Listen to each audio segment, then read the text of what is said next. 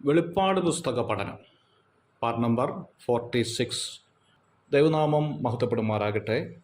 വെളിപ്പാട് പുസ്തകം 13-ാം അധ്യായത്തിലെ വിഷയമായിരുന്നു നാം കഴിഞ്ഞ ക്ലാസ്സിൽ ചിന്തിച്ചുകൊണ്ടിരുന്നത്. വെളിപ്പാട് പുസ്തകം 13-ാം അധ്യായത്തിലെ വിഷയം വേഗത്തിൽ പഠിക്കാൻ പ്രയാസമുള്ളതാകയാൽ ദാനിയേൽ പ്രവചനം 7-ാം അധ്യായത്തിലേക്ക് നമ്മുടെ ശ്രദ്ധയെ തിരിക്കുകയായിരുന്നു.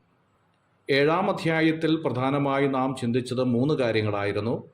4 കാറ്റ്, സമുദ്രം, മൃഗം എന്നിങ്ങനെയായിരുന്നു അത്. ദാനിയേൽ പ്രവചനം 7-ാം അധ്യായം 4-ാം വാക്യത്തിൽ സമുദ്രത്തിൽ നിന്ന് കയറി വരുന്ന മൃഗത്തെക്കുറിച്ചാണ് വെളിപ്പെടുത്തുന്നത്. 1-ാമത്തെ മൃഗത്തെക്കുറിച്ച് അവിടെ വെളിപ്പെടുത്തുന്നത് സിംഹത്തോട് സാദൃശ്യം എന്നാണ്.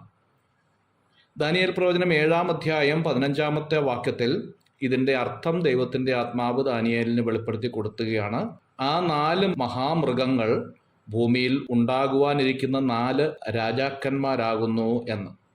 BC 606 മുതൽ 538 വരെ ഭരിച്ച നെബൂഖദ്നേസർ രാജാവിനെ കുറിച്ചാണ് സിംഹത്തോട് സാദൃശ്യമായ ജീവിയെ ഉദ്ദേശിക്കുന്നത്.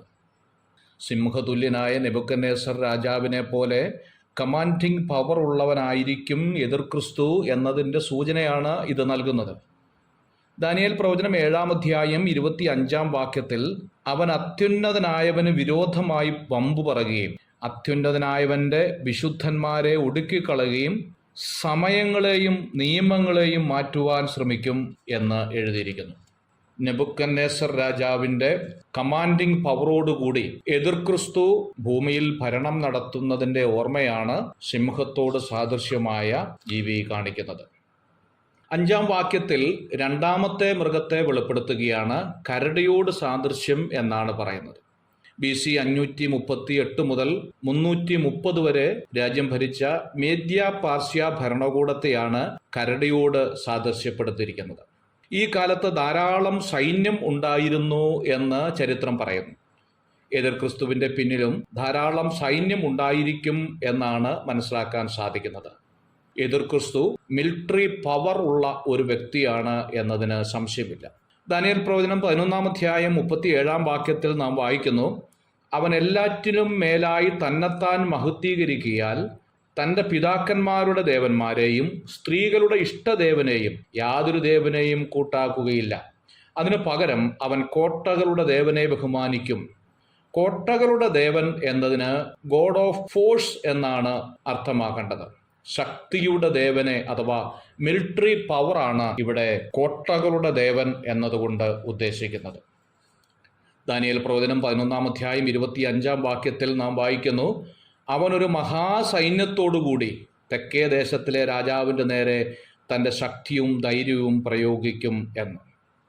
ദാനിയേൽ പ്രവചനം 7-ാം അധ്യായം 5-ാം വാക്യത്തിൽ വീണ്ടും കാണുന്നു, കടിച്ചു പിടിച്ച 3 വാരിയെല്ലിനെ കുറിച്ച് വെളിപ്പെടുത്തുകയാണ്. മേദ്യ പേർഷ്യ സാമ്രാജ്യം സ്ഥാപിച്ചത് ലിദിയ, ബാബിലോൺ, ഈജിപ്റ്റ് എന്നീ രാജ്യങ്ങളെ കീഴടക്കിയാണ്. ഇതിൻ്റെ ഓർമ്മപ്പെടുത്തലാണ് കടിച്ചു പിടിച്ചതായ 3 വാരിയല്ല് എന്നതുകൊണ്ട് ഉദ്ദേശിക്കുന്നത്. മാസഡോണിയ എന്ന രാജ്യം ഭരിച്ചിരുന്നത് കസണ്ടർ എന്ന് പറയുന്ന രാജാവായിരുന്നു. തെക്ക് പടിഞ്ഞാറ് ഭാഗങ്ങളിൽ ലെസ്സി, മാക്കസ് എന്നിവരും ഭരണം നടത്തി പോന്നിരുന്നു എന്ന് മനസ്സിലാക്കാൻ സാധിക്കും. 3-ാമത് ദാനിയേൽ കാണുന്നത് സമുദ്രത്തിൽ നിന്ന് കയറി വരുന്ന മൃഗം പുള്ളിപ്പുലിക്ക് സാദൃശ്യമായിരുന്നു എന്ന് കാണുന്നുണ്ട്. ഗ്രീസ് സാമ്രാജ്യത്തെയാണ് പുള്ളിപ്പുലി കാണിക്കുന്നത്. BC 330 മുതൽ 323 വരെ രാജ്യം ഭരിച്ച രാജാവിൻ്റെ ഓർമ്മപ്പെടുത്തലാണ് പുള്ളിപ്പുലിക്ക് സാദൃശ്യം.